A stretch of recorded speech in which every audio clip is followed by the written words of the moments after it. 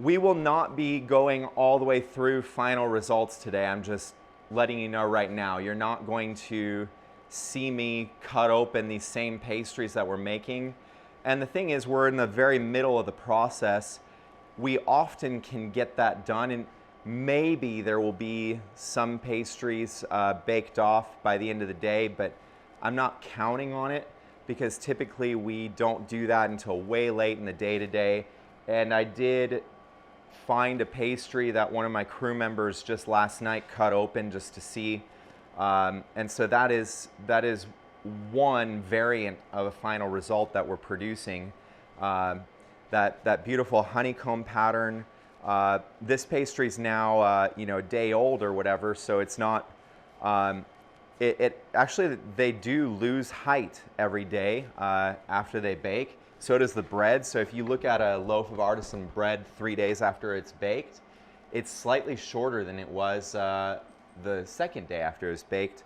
But other than that, you can still see the beautiful honeycomb pattern in that. And what's nice is we were able to switch butters this week successfully.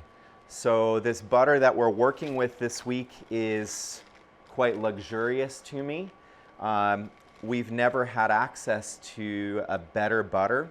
Now that we do have a Main Street location, we get to work with food distributors that will bring us stuff to our doorstep. Whereas when you have a residential location like this, they just won't. They won't deliver to you. So we've always been limited to what we can find at the restaurant supply stores unless we source local. It was another natural incentive to source local and just have very small relationships, but we don't have a great source of butter for pastries here at all. So we were just buying the best butter we could find at the restaurant supply stores, and it was okay. It was considered a European style butter with a higher fat content, although it was 82%, and that's still somewhat weak for croissant dough. Believe it or not, 82 to 83 is a huge improvement. And this is an 83%, but it's made in a much smaller batch way. So the actual blocks of butter, it's the first time that I've seen blocks of butter in this bakery that weren't perfectly uniform. So typically you have the 1 pound blocks of butter and they are razor sharp edges, perfectly cut. You can tell that a machine assembled them. I don't know exactly what those machines look like, but you can tell when something's machine made. Meanwhile,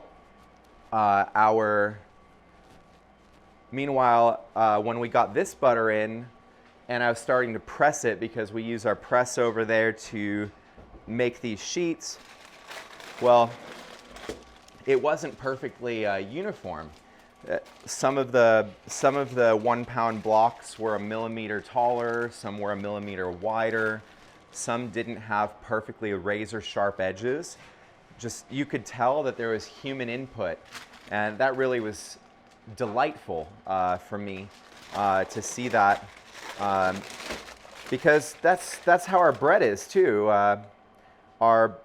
Our loaves of bread, while they are pretty consistent, if you look through some of our photography, especially some of the recent photos that have been taken by the same film crew that's recording me right now. Believe it or not, people that take video usually take great photos too. And you can see consistency amongst our products, but if you look closer, you will notice the handmade nature. You'll notice that no two loaves are exactly alike. And that's part of the thing that we love about what we do is the acknowledgement of life's sort of variance and inconsistency. The amount of inconsistency in our bread matches the amount of inconsistency in nature. You know, you look at two trees and they look the same, but they don't. You know, they have unique features.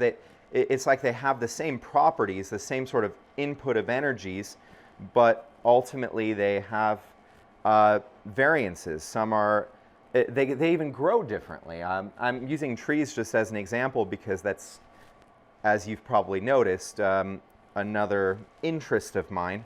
But this butter represented that, where you could see that the process was about as uniform as whatever their human energy could produce. And I love that. Of course, that's not enough to change butters, just that, that detail, but if you smell this butter against the 82 that we used to use that was mass industrial produced, you'll notice a much more rich smell. It really is akin to some of the butters that I've had in Poland. We now have some inside the house, and last night after my crazy long day, Amanda was having a piece of our Guinness sourdough that we made this week for as a special, and she was using this butter and immediately had an audible comment on how good is this butter. And same's true with the croissants. We have been using this butter now for a few days, and we're so thrilled at the fact that it made a meaningful difference, a truly meaningful difference to the quality of taste in the croissants. The butter now has a central role in the overall taste profile of the final pastry. So just a delightful thing that's happening. Really one of the big bright spots of this week has been this change, where otherwise this week has been a little bit brutal. So what I'm doing right now is, remember I mentioned that we have this challenge ahead of us today. The one thing that didn't quite happen to my expectation was my PM crew forgot to take this out of the fridge. So this butter was quite cold. And I'm doing two things right now. I'm passing it through the sheeter so that I can get a even thinner set of butter that matches basically the size of this silicone mat, abbreviated silpat. It's going to match my, my dough sheets quite well, but also in passing it through the sheeter and thinning it out even some more, the friction of the sheeter plus the thinning out will bring up its temperature. We can get sort of a starting reading right now. There is definitely an ideal temperature for butter, and this must be followed like a devout religion. If you don't get this temperature right, and if you're just off by a few degrees, you'll either melt or crack the butter. So right now I'm at 54.5 degrees Fahrenheit. My ideal temperature is 60. And so I'm actually in a very good spot because I'm going to prep all of these sheets first and then start laminating. And so it'll give that butter a little bit more time. And just comparing to this butter, which is dropping still, looks like it's 48 degrees. So just taking the butter and doing what I just did added a whole 7 degrees in temperature. That last 5 degrees I need to coast up. 60 degrees Fahrenheit is the magic number. 55 is the absolute minimum number, so I'm at my minimum right now. 65 is the absolute maximum number. I don't want to exceed that. That's going to be hard to do considering the room is at 67 degrees, so the room's not doing anything to harm me right now. So interesting segue to the original days of croissant making, where there was no air conditioning to be heard of in here. And if you don't know this about my area here in Arizona, the summertime temperatures are quite extreme. Last year we had over 55 days in a row, it was a record, of sustained highs over 110 degrees in the summer, with maximum highs reaching 120 degrees. Now, when you don't have air conditioning in a residential garage and you have giant ovens that are blowing 500-degree air into this tiny space, because we didn't always have the extra garages that we ourselves built in the winter times, well, it is a mess trying to make croissants. I remember trying all kinds of things, even trying to do this process in my home kitchen. Bad idea. Just like the merger of this with our home kitchen and the mess and all that was just, I tried that once in June in the first summer that we had hit. Just wasn't good news. So we had to put in air conditioning into this space for the croissants.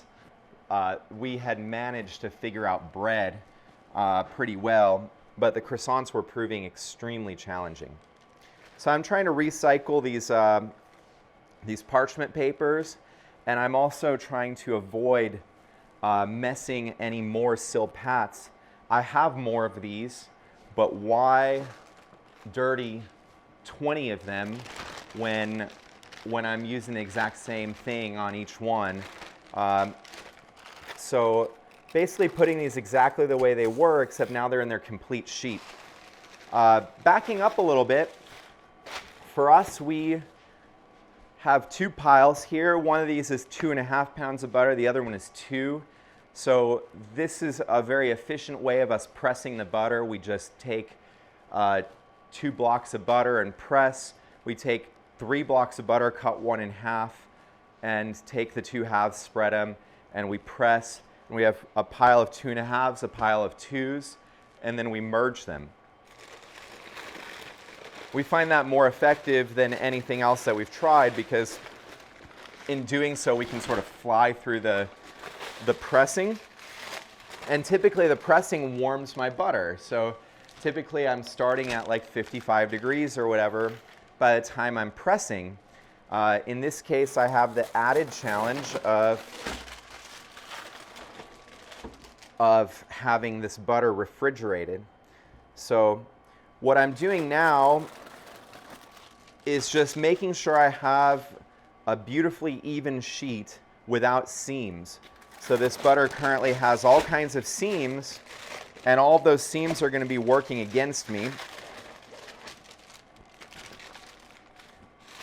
Also, I don't want to create uneven sheets. By the time I go to laminate, I really want these sheets to be as uniform as possible. So for now, I'm just going to kind of control the width so that I have the same width going through the sheeter. And then it's a little easier to get uniformity from the resulting sheet. I'm just arranging these pieces where I see that there's holes, and I'm not too stressed about the unevenness. The sheeter will resolve that for me. All of these processes can absolutely be modified down. You know, if you're wondering how to modify these processes down, the key is kind of observing what I'm doing and observing the action of this equipment and considering how you might be able to do this manually. Of course, there's rolling pins. The original process that we had, if I can find my rolling pins, well, I guess I don't need the prop to show you the original process that we had of flattening butter. We didn't always have that press, which is actually a roll divider, but the original process of getting butter flat was, and actually that was quite literally the sound that I would wake up to at 3 in the morning, because the original timeline was I was also laminating everything on Friday morning originally. I didn't know how to preserve croissants for a day or two in the fridge. And so we did everything for Saturday on Friday, including all the lamination for all those extra pastries that are already warming up, actually. So right before I woke up, I didn't trust my newer employees back when I didn't even know how to bake, how to do the lamination. But you know, flattening butter is really just manual labor. So my alarm a few years ago across the house was, you can definitely hear that across the house, promise. It's not really the most effective way of smashing butter. You can probably find more effective ways manually, but if you're wondering the scaled down approach, a lot of people ask for that all the time, and I promise eventually we will make some hand mixed doughs and all of that. Right now we have to focus on our own production processes because we just don't have the extra bandwidth right now. But you know, that's what I would have shown you a few years ago. So now I'm just trying to extend widthwise. The silk pad is a little bit translucent, so I can see how the butter is acting. And I'm being really conservative because if you pull it too much, you can literally just pull it right out. Like this last stretch, I really did kind of do that. But it's okay to have a little bit of overlap out of the edge. What I'm just going to do now is bring it through one direction only. So now I'm only trying to push that way because I've already got it to the edge on this side. And so I'm going to actually rotate this time so that I don't re-pull that one side. And I'm basically taking this roller and going down millimeter by millimeter until I'm close to the full width of the sheet tray, at which point I'll do a little manual work to even this sheet out, pass it through a time or two more. Whoops. I don't like that when it went through on an angle. It just caught the edge. You got to be very careful. Fortunately, no harm there.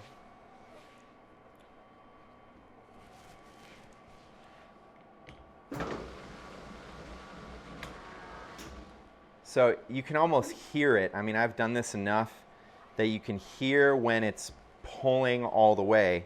So now, that's the result. So I'm using the outline of the silicone mat, filling up the holes.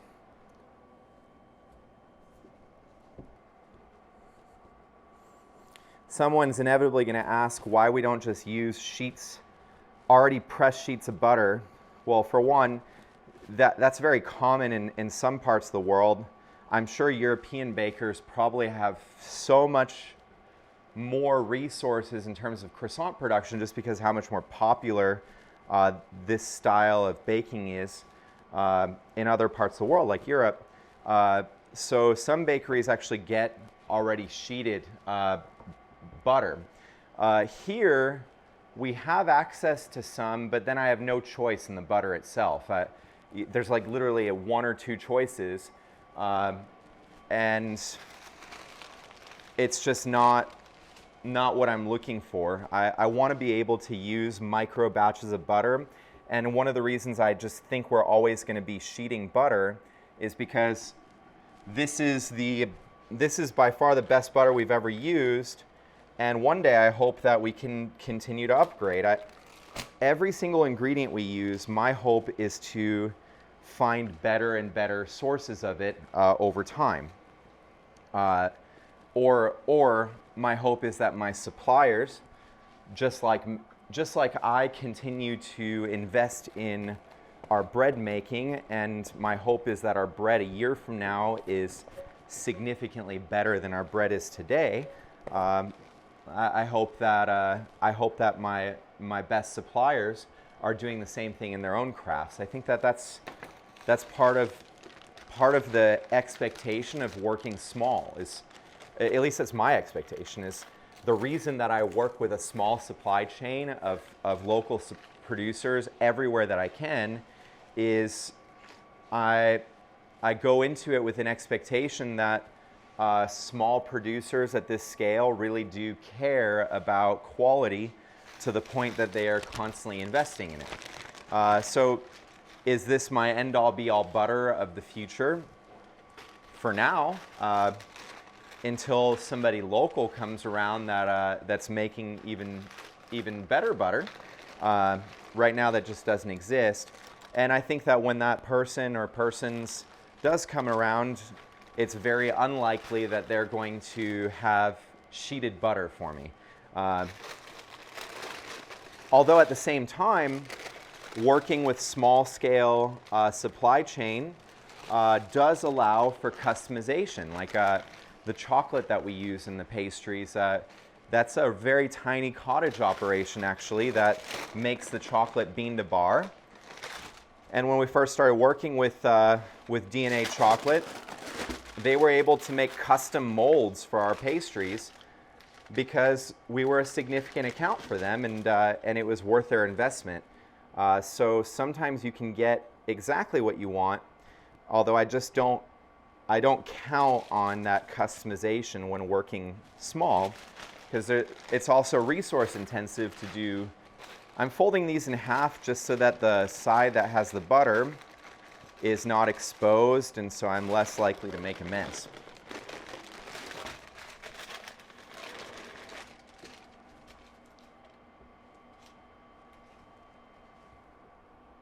So this one's a little bit shorter overall, this set. Not a big deal, really. I can spin it on the sheeter if I need to. This process is not exactly the same through the sheeter each time. It's an observation-driven process, so you've got to use your eyes to see what's happening in the sheeter. And I might end up having to rotate this block to get it to stretch out the other way. Again, not necessarily a bad thing at all. So our croissants do have a lot of butter. This, as I mentioned, there's 4.5 pounds of butter for 7 kilos of dough. Some people have more in their recipes. Some people have less. The way that we determine how much butter goes into our croissant, and I'm actually going to test more again now that I have new butter. The strength of the butter is an important factor, meaning the percentage of fat in the butter, the moisture content. So the higher the percentage of fat goes, the lower the moisture content, the higher the burn point, the better the butter holds up to heat in general, the better the butter holds up to work in general. Thus, in theory, now that we're using an 83 instead of an 82, I might be able to push to my ideal amount of butter, which would actually be another 1/2 pound. So we have a 2 and a 2.5, and I'm going to be very soon testing 2.5s to get to 5 pounds of butter. My old butter recipe, just that extra 1/2 pound of butter causes the pastry block to do what it did in the last time that I did a croissant video. At the second stage, I ended up kind of spreading it out from each other. You can go back and see there was a hiccup that happened. That happens when there's just too much butter content for the strength of the flour and for the strength of the butter. So those are the two important factors. Can the flour and its strength hold up to more butter? And can the butter itself hold up to the situation? So the stronger the butter, really the more butter you can add. It'll be interesting to see. See what happened there where I had kind of a more intense reaction through the sheeter. Just pulled the butter to the edge, still in a good spot. It's just it's also very cold. So some people think that there's a myth out there that bakers get upset, a thing out there that bakers get upset if customers use milk and drink milk alongside their pastry. I think it's just pure myth.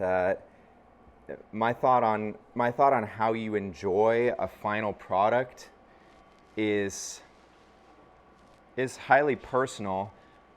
I personally get offended if my customers do one particular thing with my croissants, just one. And that's, I've spent 3 days making these dang things, and then people will come to the market and be so excited and buy the croissant right from me and shove it down their throat within seconds, like right in front of me. I get so upset because there's no enjoyment there. And what's funny is I can only get upset to a certain degree because I was that person. I went to the Gilbert Farmers Market before I baked, and I always got myself a proof pain au chocolat. It's one of the reasons that we got this bakery was I was so obsessed with proof bread back when it was one man and a garage and one farmer's market, that I would always get a loaf of bread and I would always get a pain au chocolat, and the pain au chocolat never actually left the farmer's market. It was eaten completely unconsciously, just shoved. And I understand that that's just like a natural thing that humans seem to want to do. But when you look at the detail of this process on the other side, you can understand why it's sort of heartbreaking to watch a pastry that you took so long and so meticulous and had so many meticulous steps to make disappear right before your very eyes. I think that you want to drink milk with your pastry.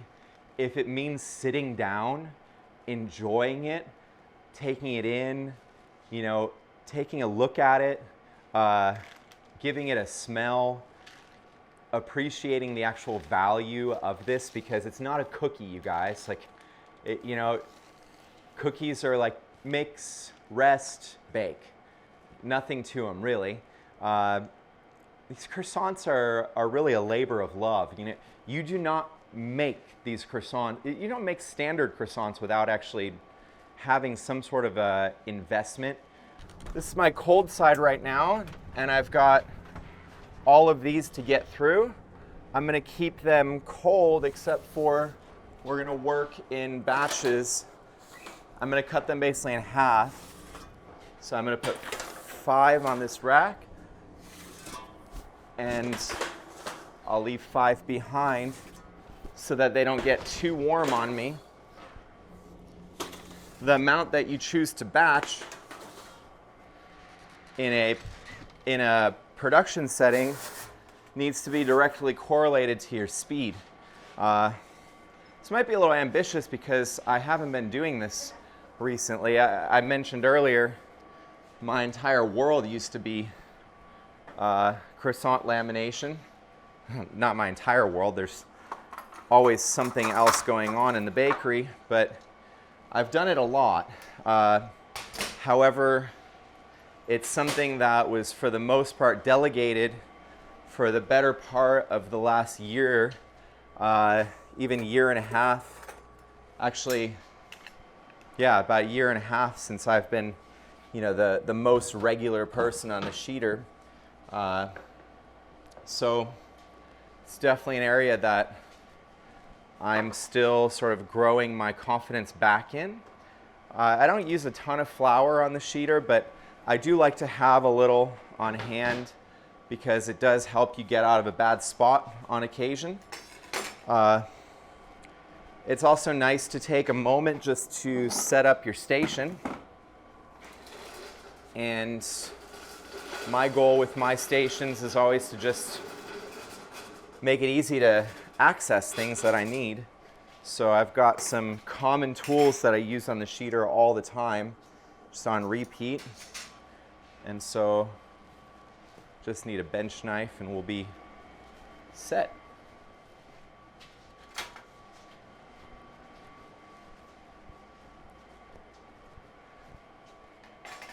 Do a quick temperature check on this first butter that I had sheeted out earlier in the morning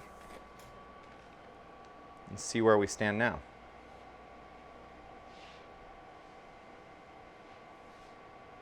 See, it's perfect now, 60 degrees. Couldn't be better. Now, compare that to the dough, which is going to be probably just above where the fridge was. 45, 5. Very, very important. I can't say that enough times.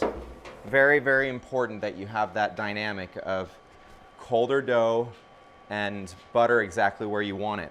Because what's happening during the entire lamination process is you are actively sheeting out that butter thinner and thinner and heating it as you go. Meanwhile, if you have the colder dough, that colder dough is keeping the butter at that neutral 60-degree temperature where it spreads evenly. If you get nothing else from this and you're trying to pursue any type of croissants, it's that particular dynamic that has to be upheld to get a good result. So you can now see that my butter sheet fits pretty perfectly.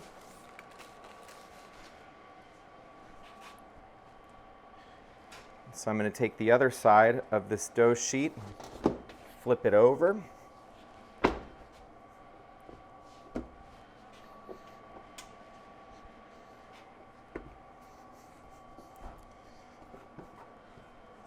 If you end up accidentally drying out your dough, which is not the case on this, put your dry side on the inside so that you don't end up with crusty croissants. It will rehydrate, especially trapped between just layers of moisture. And it is kind of unfortunate to dry out your dough. We cover ours with these baking couche cloths to avoid such events. Which actually we get from France. I don't know of an American supplier that makes them. So here we go. Sheeter's starting thick, basically at its thickest setting, and I'm basically stretching it out widthwise to the width of the belt that I have here. So right now, this is going to be rotated around to fit on the width of the belt. So I'm going a little bit overshoot so that I can tuck it back in, sort of tucking it back to, this first part is the hardest part, and it's really the most likely place where you make a mistake because the butter's just the most fragile actually right now. So what I've learned helps is actually taking some big steps downward in thickness. And this first lock-in is, I'd give it kind of like probably a B- here in the middle. Going to have to work this out a little bit, but that's kind of the nature of getting adjusted to a new ingredient, which inevitably is going to perform a little bit differently than what. There's definitely a very large difference in the properties of this butter, and I'm going to, like anything else, have to get a feel for it. You know, right now everything I know is industrial butter. And 82%. I've never actually, this is one of my first times laminating an 83. I've done this once this week, and we just got this butter in. So we'll see. We'll see if the next time we do a video like this, I might have different temperature guidances, because if there's going to be a big change to our croissant making process, it's likely going to be dependent on the fact that we just changed a major ingredient. So I'm trimming the ends, and I'm trimming them at the butter line. So what I do is, see, there's no butter in between these layers here because the very edge of the dough had that overlap. And so what I'm doing with this is folding it back into the center, and I'm layering it in so that when I go to sheet this dough, it will sheet evenly. So just kind of stretching it out to full length and creating this this extra layer. If you're in some sort of a lamination competition, maybe you would avoid this step, although the difference in results is so small that why waste that? There's probably like an extra few pastries in there. And so I'm also trying to get some value. I don't want the surface of the dough to have too much friction. And if I ever feel that it does, just a very, very gentle dusting of flour is all that it needs. I definitely have a little bit of breakage in this butter right now, and so I'm trying to bring it back together.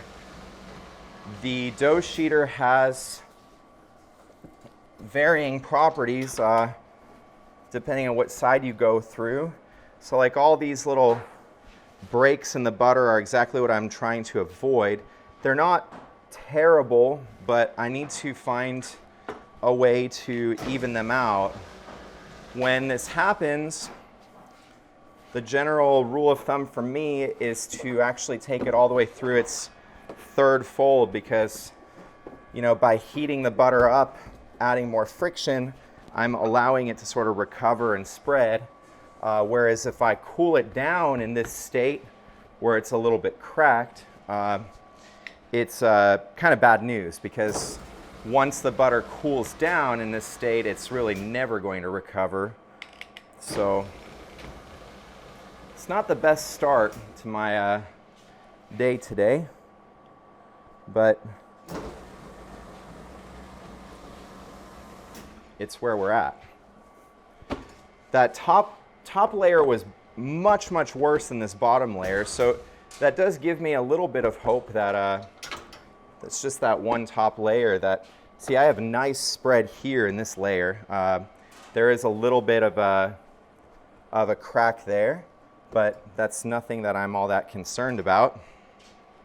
In general, this lamination is still nice enough that we're going to get a beautiful honeycomb on our pastry. Although I will say this, that if I got that crack when I was less experienced, I'd be like in a state of panic. I just have seen this done so many times now, and I've seen everything from perfect sheets to slightly imperfect sheets. And I've also noticed that the final result is not as dependent here. I mean, again, like if you see this layering here, you've got clear butter all across the sheet. The imperfection is right there. In that layer, you have one right here. And for the most part, other than that, I can't really see any areas of imperfection on this top layer. Might have some in some other layers because we had folded that one layer that was somewhat poor, but I think it was really that kind of surface that that we're sort of talking about here. So this one, I did take all the way through the lamination process just now, and normally I would have rested and put it in the fridge. So if I didn't see any cracking, I would have gone straight back to the fridge after the second letter fold. So I did a book fold, then a letter fold. I'm certainly going to break this process down. I have 10 of these, so don't worry. We'll see all kinds of, we'll take kind of different takes with each block. I'll talk about different characteristics. But there's my bad layer right there. That's the one that I had flipped before. And you can see that now that I've gone to 3 levels of it, it's a little bit more spread out than it was. And then this side was beautiful. So I'll take it. I'll take one imperfect or a few imperfect layers for an overall decent sheet of pastry dough, especially you see this top one now, again, pretty nice. And let's take a look at a cross section.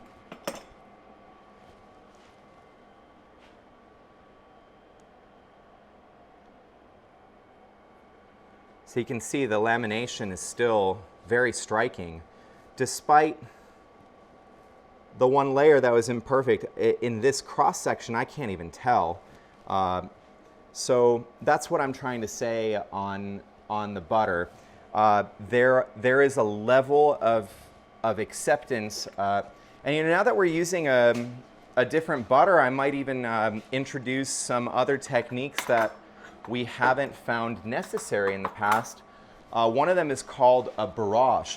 I'm probably saying that incorrectly. I'm gonna have to look up the proper pronunciation, but essentially it's where you mix some flour in with your butter blocks, and it allows the butter to hold shape a little bit better.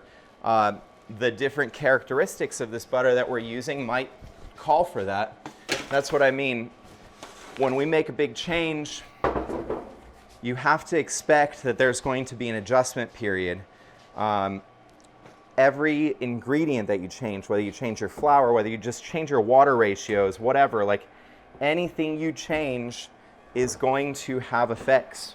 And if you think it's not, I think you're being foolish, because every ingredient, every supplier has slightly different properties.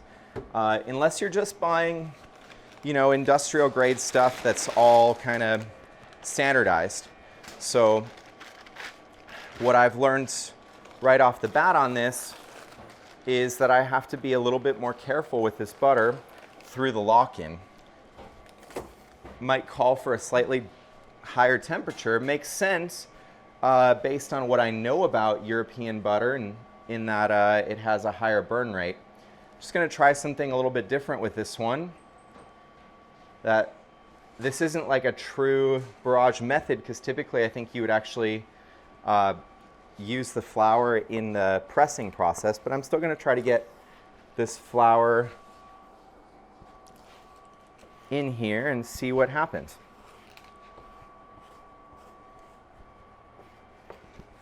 It's the thing, all you can do is take situations that you encounter and do your best to adjust. So that first one was not my favorite result.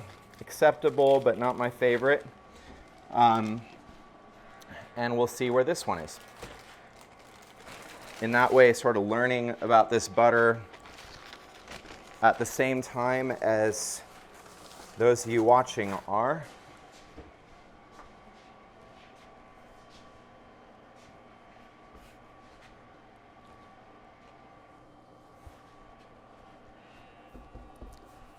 And this might yield absolutely nothing because of the way that I'm choosing to do this, but might also be great.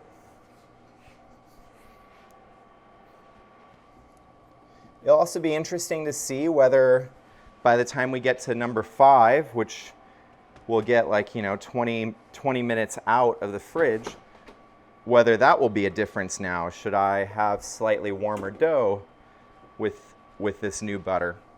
So those are the things that I'm looking for from this.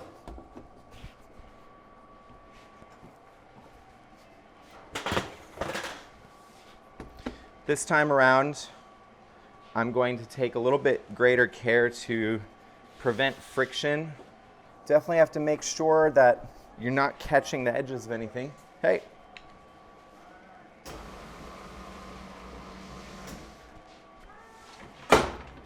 Well, that's very interesting. My bottom expanded way more than my top, so that friction effect's definitely real. So to prevent that, we're going to just correct course really quick.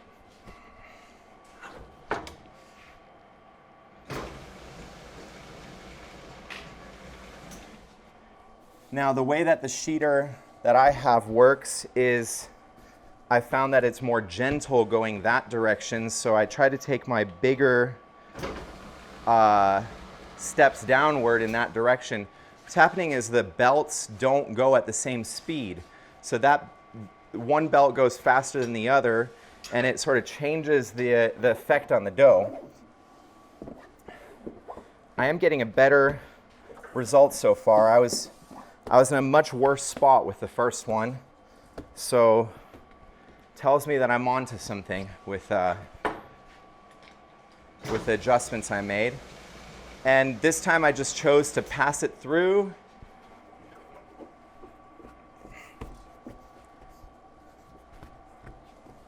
Trying to prevent that cracking. This butter, I'm finding, is cracking more easily than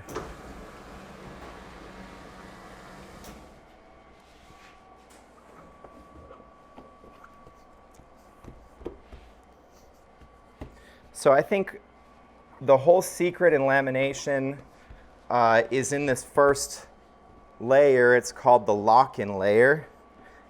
It's where you're locking the butter in thinly. And I've found that if you crack the butter in this layer, well, then essentially you're going to be battling that problem your whole day. Well, I mean, you're going to have to do the type of thing that I did on that last one and take your lamination all the way through instead of getting that rest that I actually prefer.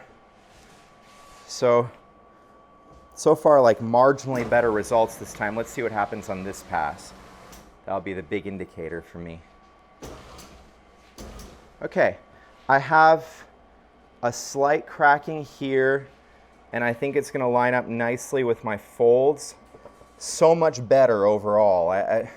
I mean, if the last one was like a C+ grade, I'm going to give this one a B+. Not perfect. I mean, you can see actually where it's crinkled. Those are my problem areas, and those are the areas I need to be looking out for. Although so much more of the block is just perfect. So was that the removal of friction? The one thing that I probably shouldn't have done was change two variables. I changed the butter by adding a little bit of flour on top, and then I also did the whole friction removal by adding flour on top of the dough. And so the question now is, which one led to the improvement? Was it both? Was it one? So a good scientist probably doesn't try to test multiple variables at once, which means I'm still working towards being a good scientist.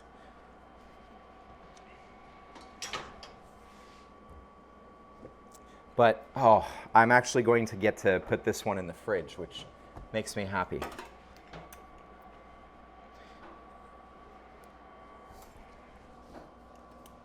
So again, I'm cutting at the butter line, folding these pieces in, and I'm putting them on this particular side because of the way that I then go straight into, so this is called a book fold. I folded both halves into the middle, and then I'm going to fold them like closing the book, essentially. And that's what I typically like to do for the lock-in. My process is usually a book fold followed by 2 letter folds. Letter folds are also known as trifolds. So this is where on my last sheet I just had all kinds of pieces of butter shattered. And so I was able to sort of mitigate, whereas here, again, I've got that area of concern. Just try to pinch that butter together there. And aside from that, it's pretty solid. So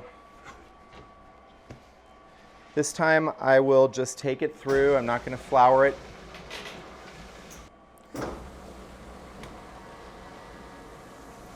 And I think I'm still going to choose to take it all the way through, just because it's still not the level of lamination that I think is supportive of cooling the butter at this stage.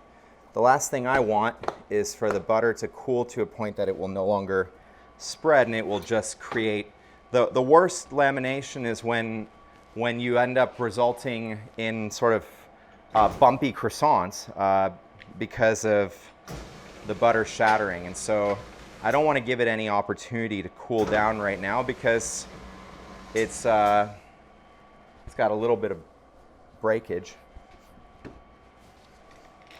We'll see if this is how the whole day goes. Lately, I mean, I've only really been laminating for a couple weeks now in the last year and a half. And lately what I've noticed is by the time I get to like my third or fourth block, I don't know why, I think I'm doing the same thing over and over, but for whatever reason, once I get going, the performance just gets better. Probably just these sort of intuitive adjustments that I make along the way to improve the process. There's certainly no question that this particular block is significantly better than the block before it in terms of overall quality. See, I've got perfect layering there.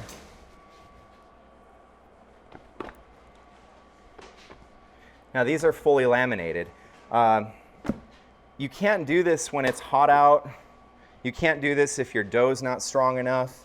You really need to relax the dough. Dough is it's a very kind of a simple equation. Are you stretching it to the point that it's breaking or not? If the dough's not breaking, if the dough's moving uniformly, then you can keep going. You should be able to see whether your dough is resisting, and if it's resisting, you back off. Give it the respect to back off. So I'm just, again, taking a look at this one and going to do a judgment of that last set of layering, and it looks really quite nice. You can see all the layers. They're pretty distinct. They look even. I don't see any chunks of butter anywhere. That's how you know you did something wrong, is if when you look at your block of dough, and you can see another view of all the layering here this way. But when you look at your block of dough, if you end up seeing chunks of butter, well, shoot, I mean, you're having a really bad day. In my case, I am really sort of just criticizing the minutia that you can't even really see in the final product. But yeah, I'm gonna stick with my grades here. I like to dimple my dough just to give myself an indicator of whether I finished or not, because later on it's a little bit harder to tell. So 3 dimples means that I've gone all 3 folds and I'm done with this sheet. Now, I would not roll this out into croissants yet. Absolutely not. No chance that I would roll this out into croissants yet, because now I'm really needing nice and crisp and cold dough before I get all the way out to the rollout. I've done a ton of tensioning, more so than most would do on the sheeter at this point. There's a lot of people out there that will rest between every single fold and refrigerate in between every single fold. I bet you if you watch any lamination video, one of those 5-minute ones, that's what you're gonna be told to do. But it's a little bit more complex than that. You've got to see what's going on with what you're using. I've also got an experiment in store for us that I've been dying to try with this butter. At the very end, block number 10 has more butter in it by ½ pound. And it'll be interesting to see where that leads us. Will it be better? Will it be worse? The last time I tried, I shattered my dough fell apart at the very end because there's too much butter to the overall strength of the dough and just couldn't take it. So the butter ended up weakening the dough enough. But I mean, when I first got this new butter this week, I was remarking on how it smells better and how it tastes better. And now that I've been working with it for a few days, I can tell you it is fundamentally different.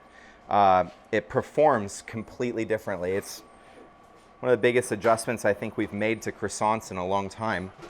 And despite the need to adjust and the need to really understand it, I'm very excited about what I've been seeing, because the resulting pastries are better. There's no doubt about it. Okay, this time I didn't do the flour on the butter because I really want to isolate one variable, not 5. I'm going to flip it over though and get the other side based on what we learned on the last go around.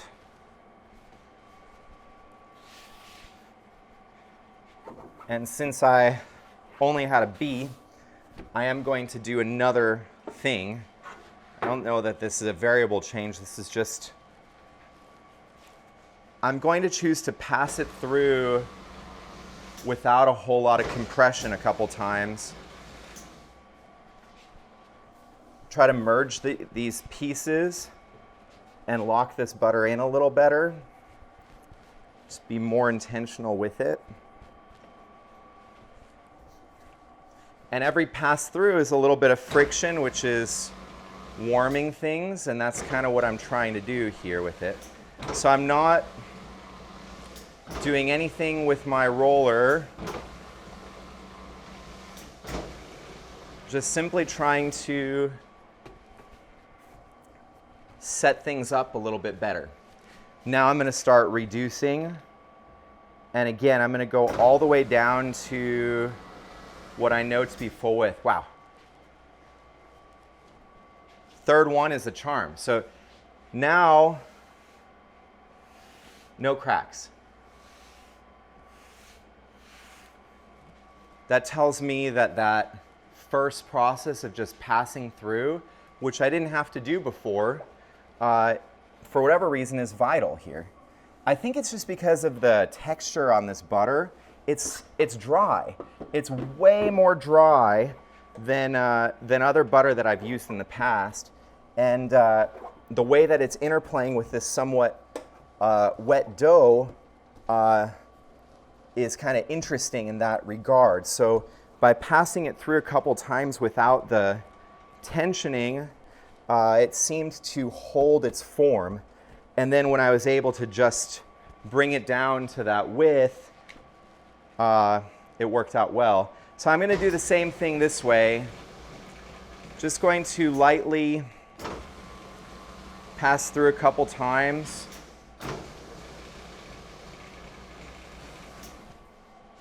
But you see, now I did get my first micro crack, small. So maybe it's better just on the one side. Let's see if I can get better than a B this time. Go all the way down to 15. Can still do it. Still a pretty decent result.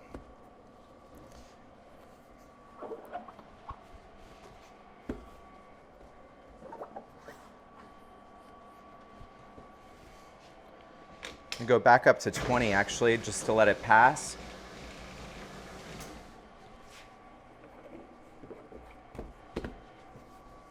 And now I'm going to go all the way down to my final thickness on this first pass and see what happens. All right. So now we're dealing with that. I mean, this is negligible, completely negligible. So I would give this an A minus, just because there's still some form of an imperfection. When I get a little bit of unevenness on that first pass, that's completely acceptable because of this adjustment that we make anyway. So I'm cutting, and when I have an uneven situation, I'll cut into strips so that I'm putting these strips down.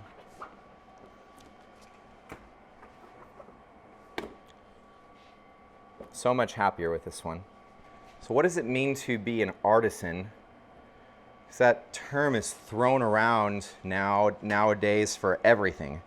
You go into a supermarket and you see bread that's there all the time, and it's at every other location of the 1,000 stores that the supermarket has, and it's called artisan bread. The interesting thing is, in that case, it's definitely a copycat of artisan bread, because I think it's more about what the bread looks like from the outside than the fact that it's actually made by an artisan.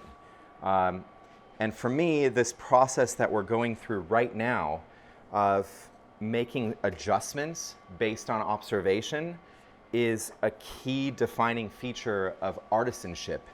It's understanding that human intervention in a process allows for observation and adjustment. It allows for us to use kind of our best skill sets as human beings, where I think part of our role is to be sort of stewards in the environment, because we have these incredible brains, an incredible ability to assess and analyze and adjust. We aren't just purely driven on instinct. We have this sort of intellectual override power.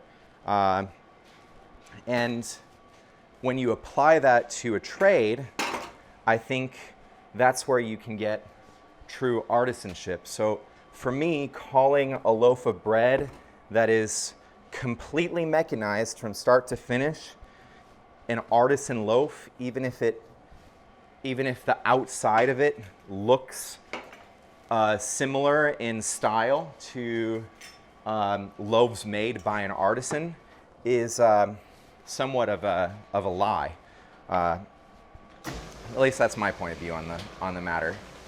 Some might disagree. Let's take a look at an assessment of where we're at after fold 2. So this is not fully laminated yet. This is the second pass. The layers are a little thicker at this point, and you can see the main reasons for why I'm going to go through the third pass now, and it's right here. You see, like there's at least one layer that's not perfect. So I've got pretty much a perfect result there. And then when I get in here, this is what I don't want to encourage. So if I put this in the fridge now, this is going to solidify, and I'm going to end up with a much bigger chunk of butter in that layer. Whereas if I pass it through, it's going to heat up a little bit more, and it's going to even back out. So that's something that I've picked up on just doing this a lot in the early days. That using your discretion on whether to keep going or whether to refrigerate is everything. I'm releasing this tension that I've noticed building up, because this tension will hold all the way through to rolling out the pastries. And what happens if you have tension in your dough is you then go to cut the pastry on the table, and you find your pastry shrinking before your very eyes. So you cut it to 5 inches, so let's say at a base, and you all of a sudden end up with a 4-inch base. And you can tell that it's tensioning just based on the shape. If you see bowing happening, that's when you can tell that there's some tension buildup. It tends to happen if the dough is a little bit warmer. It tends to happen if you keep stretching it over and over again. So, we've gone all the way through lamination this time to the third fold.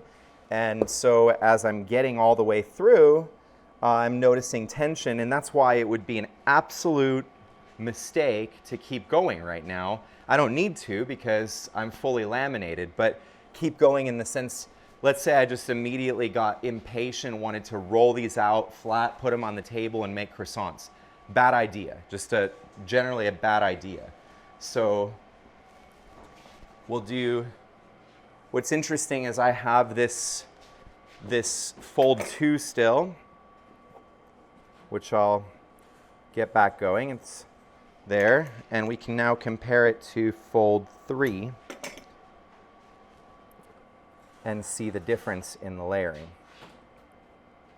So notice here in fold 2, I have these areas of imperfection that are completely removed by fold 3.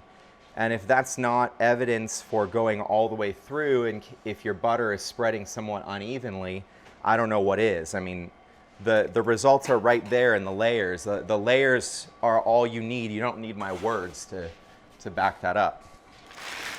So I've learned so far that removal of friction seems to be helping me. I've also learned that allowing the sandwich of these ingredients to come together with a few gentle passes seems to be helping me. And that's what I know so far. We'll see if there's anything else I pick up on this block and whether I can push past the A-. So this time I'm going to close the edges a little bit more tightly, close the seams.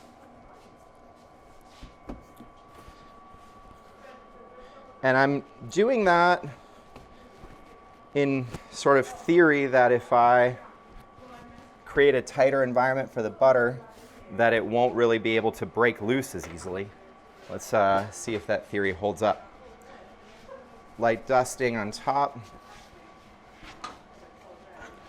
We're gonna hold that first technique.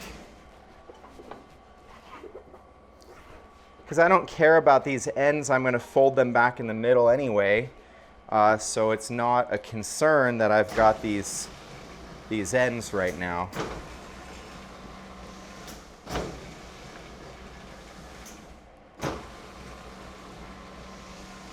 I literally have not even put any tension on this dough yet, and I found one spot where the butter was separating, which is making me question my starting temperature now on this butter.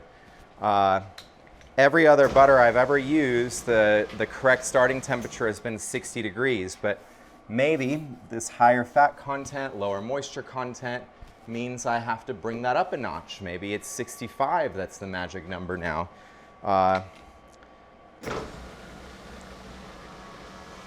It's kind of interesting to have to do these type of adjustments. Pretty good so far. One thing I've done every single block so far, and it hasn't seemed to pay off for me, is on that second set of folds, I went down pretty aggressively to my thinnest point. And so once I get to that second set of folds on this block, I think I'm going to adjust from that. Everything in my history has shown that the butter spreads better when pressed down with a little bit of force on this first lock-in layer. And so I'm going to hold to that tradition right now. We're so far at a similar result to last time. If that one was an A-, I'm going to give a B+ because I just see a few more tears in the butter right now. But again, it's all a sheet of butter. So, you know, I want to be clear that I am judging minutia that most of you probably should not be worried about yet. If you can get this result, be really, really happy, because this result leads to this.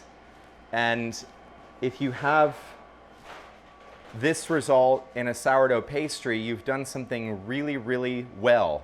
So I know that I'm probably sounding a little bit judgy of my own thing right now, but that's more me, and it should be less you. Something I'm trying to work on, not being so unaccepting of any minute imperfection. That's just a personal problem, not something that you should emulate. You know, we faced COVID last year, and that was really insane. There were periods, especially early on, about 12 months ago, where we were making adjustments seemingly every day, every week, just changing everything, changing the way we packaged everything, changing the way that we transacted with our customers, really pivoting to allow our community a sense of comfort that we were staying safe, and that that our bread was something that they could still rely upon. And there was a lot to do, because when public sentiment shifts so abruptly, you've got to sort of decide how that impacts you. and what you need to do. Having just been left to that one situation, I think we would be in a really healthy spot right now. I don't think we would have had to lay a single person off. I think instead, we would have been able to retain all the people that we brought on at the beginning of the pandemic. We were really riding that wave quite well. And what got us in trouble was outside forces forcing our hand. And if you've never been a business owner, this is probably something that's a little bit harder to relate. It's a little bit easy to have strong opinions about one rule or another rule, or one regulation or another regulation. But if you find yourself on the other side of the equation, you're trying to do something that you absolutely believe in, because I really believe in what we do. You know, you walk outside of my home right now, actually, there's only one vehicle here that's not mine, and then there's one parked in the street that's not mine. That's it. Those vehicles and the fact that I choose to keep my delivery vehicle here, which, by the way, is the same size as a perfectly acceptable RV. I also don't understand why I can have cars legally parked on the street if they're guests, but what's happening between my interpersonal relationship with the cars parked on the street, if now I'm offering them gainful employment from here and that's it, like, that's happening inside of these walls. It has nothing to do with anything out there. It just happens to be that, you know, there's a vehicle parked on the street. But if I had a friend over every single day, that would be okay. There'd be nothing that can be done about that. So, you know, I just want to point out that if one thing is okay and something very similar isn't, I think that inconsistency matters, especially when people's livelihoods are at stake. You know, we are now at a position where our crew's livelihoods have been negatively impacted because of one angry neighbor that can't seem to back out of their driveway normally. And that's supposed to be my problem when I could have guests here every single day and be okay. But because those guests are now working for a wage here, for whatever reason, that's a violation. And it's not a violation of my licensing to make bread. Everybody here is more than able to make bread here legally. It's simply a violation of some sort of a zoning ordinance. I moved to this community because it didn't have a homeowners association, because I didn't want another sub-government, you know, governing my life. But it turns out that even in the absence of a homeowners association, there are still arbitrary rules. My neighbor, it took him like nearly 2 years to undig something that he could get me on, because we were left alone for a really long time here. And it was worse in the beginning. I mean, we didn't have our ducks in a row. If we're serious about overcoming our economic challenges, if we're serious about overcoming wealth inequality, if we're serious about overcoming some of the biggest issues we face, we should not be doing this to small businesses. And I think part of what would help is if others would just simply try having a business for 6 months. Like, just give it a try and see what it's like. But anyway, we will overcome this, and just like anything else, I mean, our life has really been one, ever since this whole project started, of overcoming challenge, of overcoming adversity.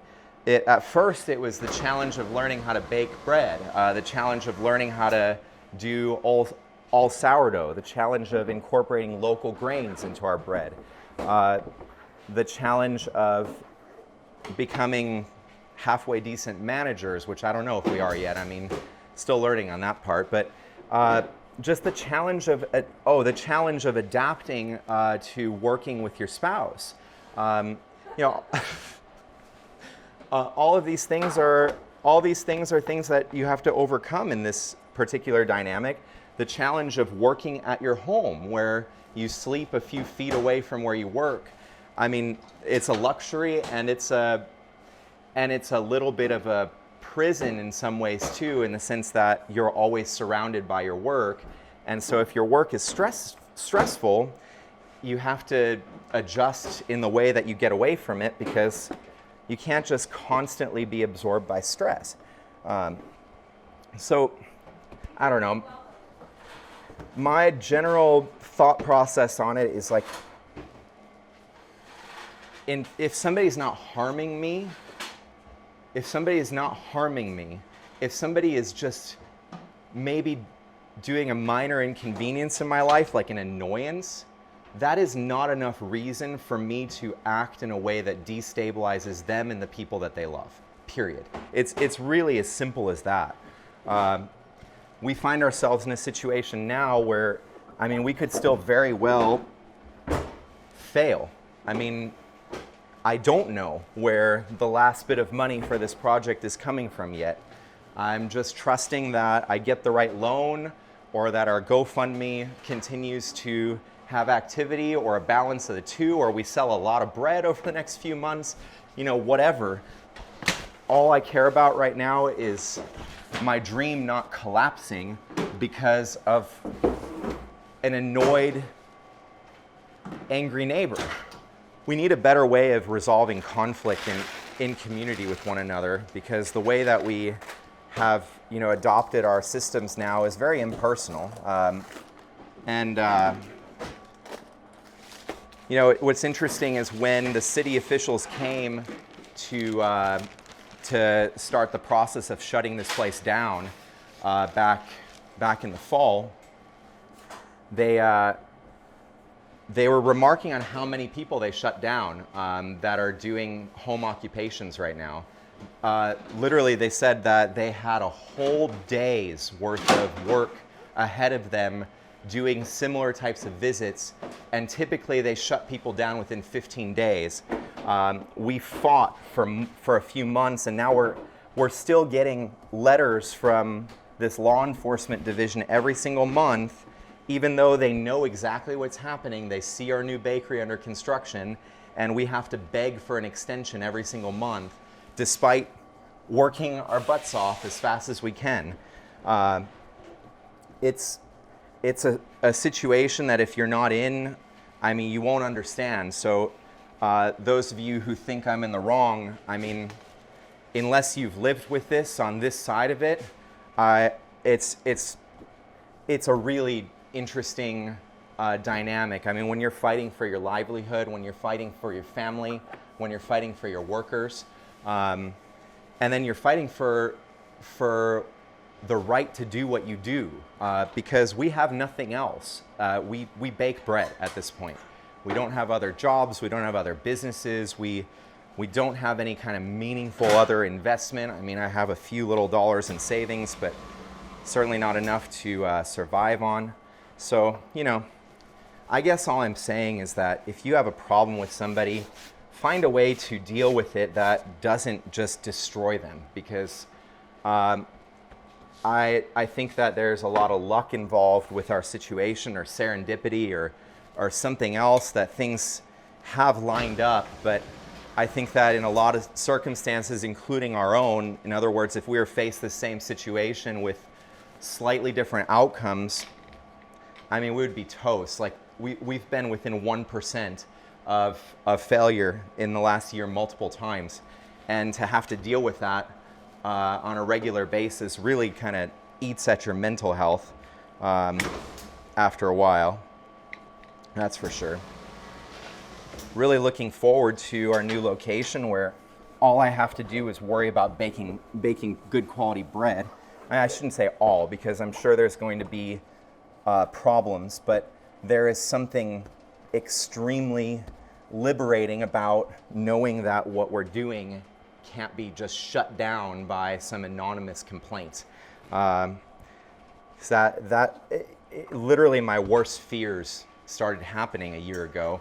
I talked about the possibility of this with Amanda a lot, and she was always, kind of on the other end of this, saying, like, why would anybody why would anybody shut you down? Like, you know, everybody in the community is so supportive and whatever. But all it takes is one or two. All it takes is just a few people. You know, we literally serve tens of thousands, and one or two can just have an outweighed set of influence.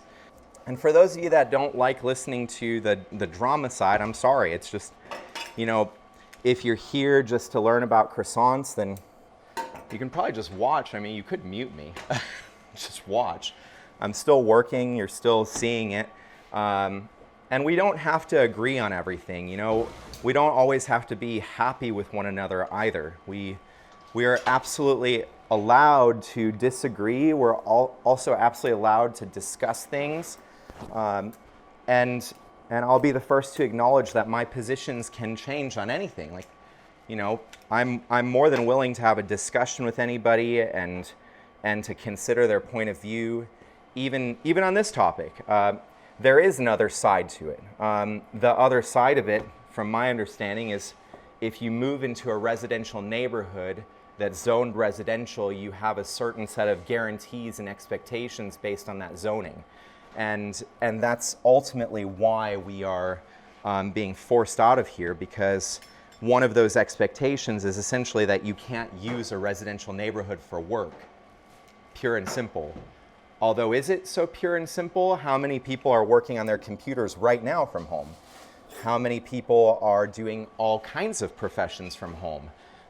Why is one profession allowed and another one not? Why is one vehicle parked on a street allowed and another one not?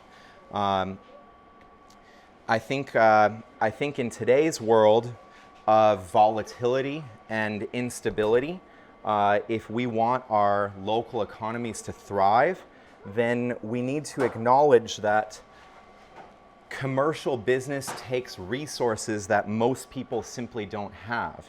If it's actually true that 75% of Americans can't take an unexpected $500 emergency, then how the heck is a new business owner supposed to take a $400,000 investment? Well, forget the $400,000 investment. Let's go back to basics and say I'm building out the most basic rudimentary bakery.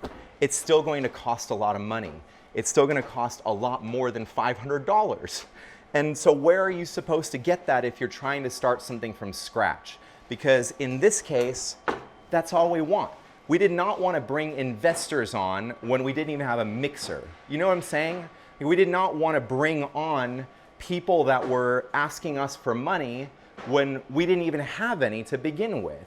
When we didn't even have a core business, a core set of customers. We wanted to do our own thing, just like people throughout history have been doing. How many people have baked bread out of their homes in history? And if you want a more recent look at cottage industry, you actually don't have to go back that far to see meaningful cottage industry. Watch a show on Netflix like Downton Abbey, which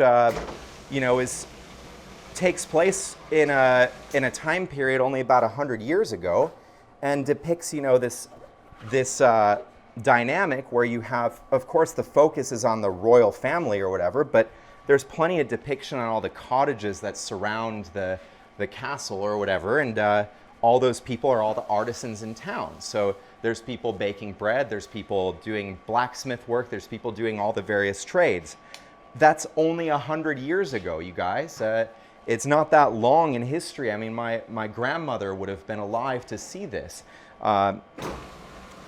And, you know, we have industrialized, we have made it impossible to make a living at a small scale.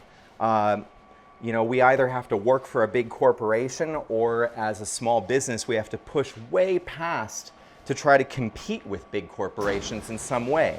Because even though we attend farmers markets and we have a completely different customer base than, say the big industrial bread makers of the world,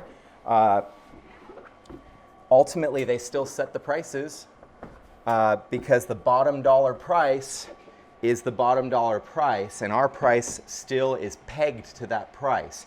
So, you know, where bakers probably 100 years ago effectively were selling their bread for significantly more because they're making far less of it and still surviving. Whereas for us, survival has meant baking into the thousands, so it's interesting. I think we ought to have these discussions more often as a society, whether we agree, disagree, whatever, because I think that's part of life is understanding how we differ from one another, is understanding how we can be in better community with one another, and making the right compromises.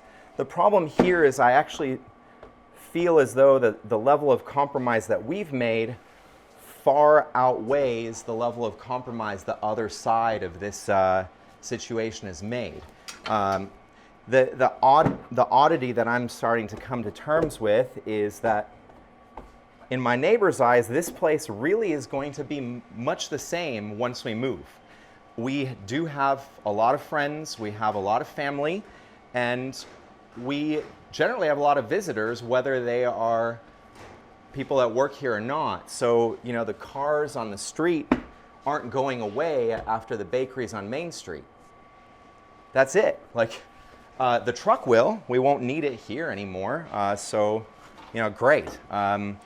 The front end of my truck is the only thing that my neighbor sees, and that eyesore is going away. The brand new truck, 2019 model, whatever.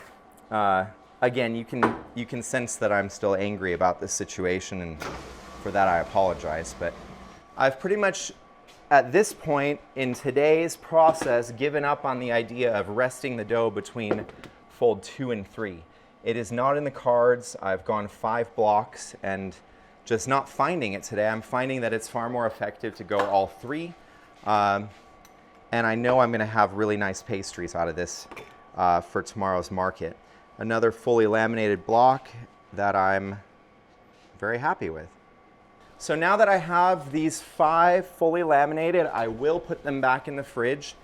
The butter is spread so nice and even right now through all the layering that I can safely allow it to cool, allow this block of pastries to crisp and stiffen a little bit but also relax. So stiffen meaning by the cold, relax in terms of the actual dough tension.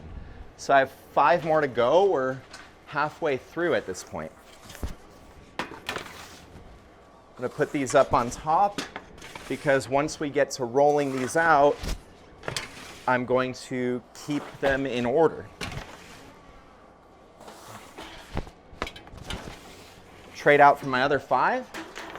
The nice thing about this is that if we reach a point where I have hands on the table that can help me, I can still be laminating these and in between each block be rolling one out for the table.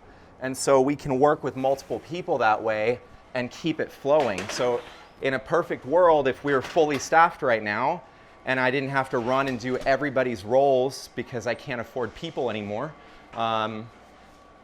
we would actually be able to probably be close to done. I mean, last Friday I had 2 other people here with me. And now it's a little bit more challenging. But I'm also I'm always ready to embrace that personal challenge. I think for me that goes all the way back to childhood athletics. There's something about overcoming a challenge that's motivating, and the harder the challenge, sometimes for me at least, the more motivation.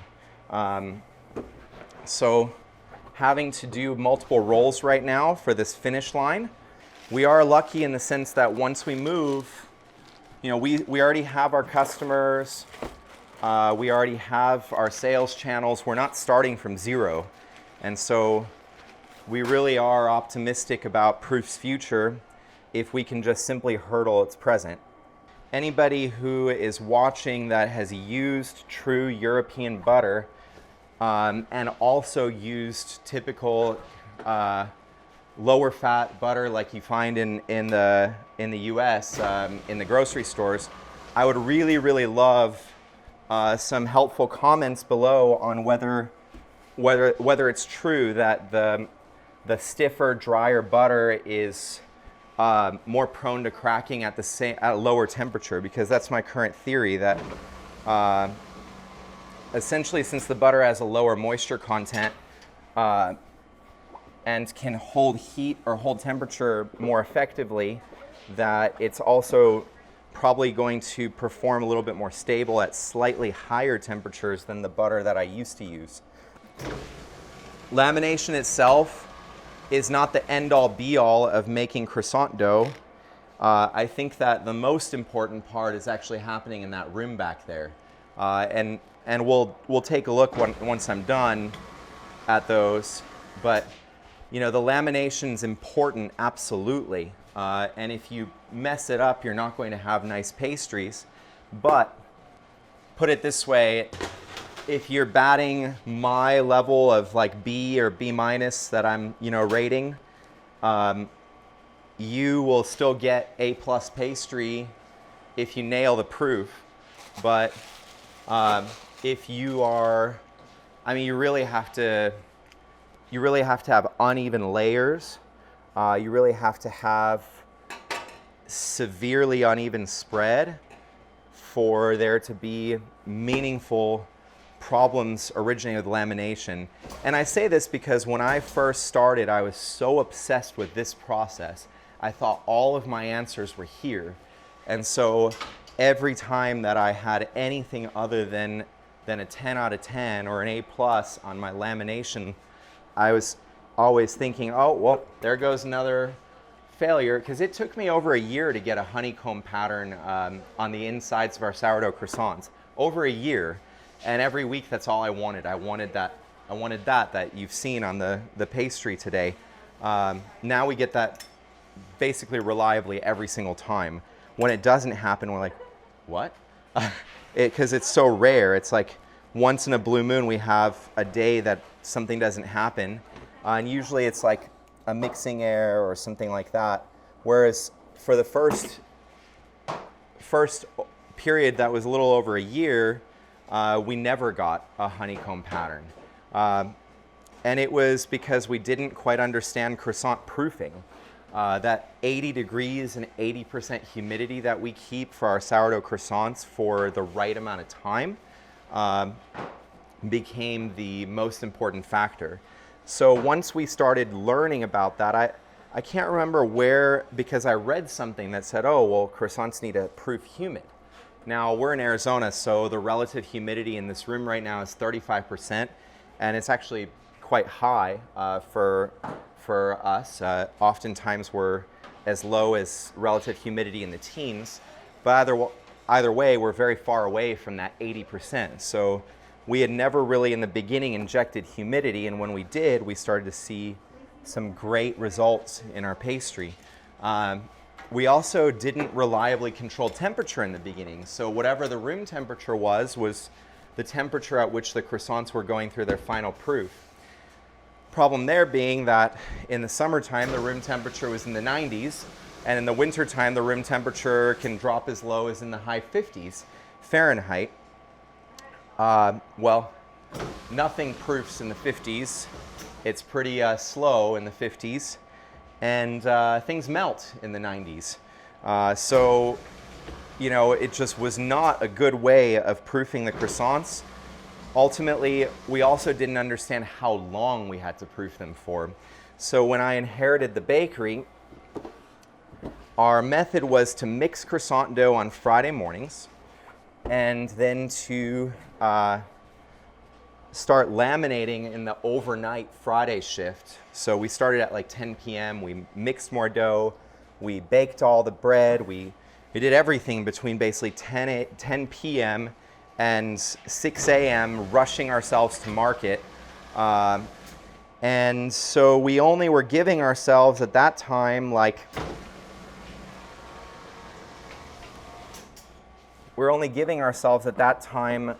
a few hours, like 3 hours to proof all the pastry. And what we've learned since is that's just far too little time for this process, just far too little. At 3 hours of proofing for a sourdough pastry, especially when you're not controlling temperature either, you basically just get a dense object that hasn't really risen. Now, because it was a sourdough pastry, it still tasted good. And to be honest, there weren't that many croissants at the time in our area. And so people still really enjoyed our pastry. And I'm very thankful for that. I'm thankful that we had a customer base that was helping us by enjoying our very imperfect products and giving us the opportunity to keep improving. Ever since I realized that that was kind of the reality, at least here, it's been nice because we are basically given a license to keep improving, and we can acknowledge that, you know, today our products are not the best they're ever going to be. I never want to be able to say that. I really hope I never have to say that my products are the best they're ever going to be right now. I think that instead I'd rather say that I will always have a opportunity to get them better. I will say that there are positive trade-offs to this butter too. Of course, taste, smell, the big ones, which I've already said, like, there's no comparison. The pastries have substantially improved from a customer perspective, for sure. But from a technical baking perspective, despite the challenge that I'm currently facing in adjusting to lamination and room for improvement here, the trade-off is this exact same thing that's causing this butter to be less stable at what I think is lower temperatures is what's causing the butter to be more stable through the proofing process. So the butter's holding up better to heat, which means it's staying in the layers of the lamination all the way through the proofing process. And then once it bakes, the layers separate, and we've been getting really huge pastries as a result. I think what often happens is that weaker butter, we were using 82 before. You could go way weaker than that because just general store-bought butter here is less than that. Well, a weaker butter will render and melt more during the lamination process, sticking the layers of dough together. And so then when you go to bake, those layers of dough don't separate as well, resulting in a smaller, denser overall pastry that starts to, the worse it is, it starts to resemble bread and not resemble the croissant more. So, you know, the interesting thing is that you can essentially make a few less perfect moves on this side because of all the benefits to the rest of the side. That doesn't mean that I want bits and pieces of butter all over my dough, which I have not had yet today, thankfully. But it does mean that maybe I can give myself a little bit of a break because, I mean, shoot, if it's shattering before I even move it, it's not surprising that it's shattering here. And I will find the answer to that puzzle. It's just who I am. I had 68-degree butter here. It's looking really nice through its third fold, but then this was also my test case where I added a half a pound of butter. The last time I did this, I believe, was actually on the last time I did a video on croissants. And you guys saw the result, the complete tearing of the dough at the very end to where I barely recovered it. Now I have a half pound more of this European style butter at a higher fat content, and it took it like a champ. So there might be more butter in the croissants of the future from proof.